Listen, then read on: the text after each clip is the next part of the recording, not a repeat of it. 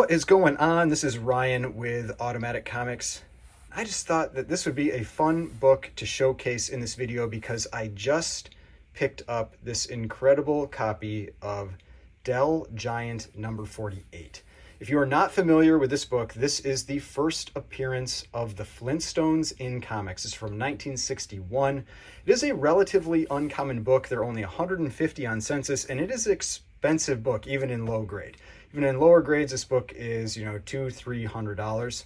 And the reason I wanted to point this one out is because I picked this one up and I happen to have another copy, and this is the one where this is what you normally see. Like, this is a book that was obviously printed for kids, and normally when you see this one, it is just in rough shape. And this one's all there, it's all attached and everything, but it's got like this really squished out spine, kind of like a little bit of, like, you'd call it like a spine roll, just creasing, staining, all that kind of thing. Like, this is a lower grade book, somewhere in that 2.5, maybe a 3.0 type range. Then we have this copy. I mean, they barely even look like they're the same book. Like, this almost looks like a reprint. It is so clean, like how sharp the edges are, how sharp the corners are. Now, there is one problem, and maybe you've noticed it, is that this apparently came from an original owner collection. And that original owner, when he was a little kid, decided to draw teeth on Betty and Wilma. And now they just he wanted them to look just like Fred on the cover. Fred's teeth are supposed to be there. You can see those are there. These ones were added in afterwards. But even with that, this is still an incredible copy of this book. So this one, it is a very thick book. It's square bound. You can see, like, I've never seen one that has the binding look like this. I was just blown away. It's got a few kind of like spine ticks along the binding. It's got a little bit of kind of that bend that you normally see, but it doesn't really break color. It's just that bend you see, like that's where it was glued on, where somebody was reading it. But overall, just super, super glossy book. Hardly any flaws. A few little pressable things, like up in the corner here, but overall, just an incredible copy of this book. Back cover is exactly the same. Also just, super clean back cover for this book too.